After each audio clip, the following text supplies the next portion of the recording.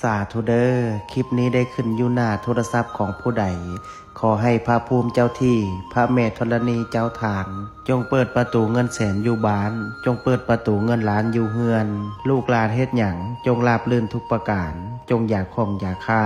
นึกคิดอันใดจงมาคว้าเอาอันใดจงไดพระอินทร์ขอให้มาทรงพระพรหมขอให้มารักษาเทวบุตรเทวดาขอให้มาคุ้มครองขอให้สุขกับมั่งขอให้หั่งกับมีขอให้เป็นเศรษฐีหน้าใหม่ขอให้รวยทันใจทุกประการดวงเปิดชีวิตเปิดงานเปิดค้าขายเปิดเงินแสนเงินล้านจงไหลเข้ามามือซ้ายจับเงินตื้อมือขวาจับเงินแสนว่าไปจงมีคนซอยสู้กูเข้ามาบ่มีวันร่มจมขอให้ฟูขึ้นน้ำเต็มพังมั่งมีคือเศรษฐีทั้งหลายนอนไซนอนจ่ายอูอาอูอังนะโมพุทธายะท่านใดที่ได้ร่วมพิมพ์สาธุกดแชร์ออกไปแล้วขอให้สิ่งที่เว้ามาจงเกิดเป็นจริง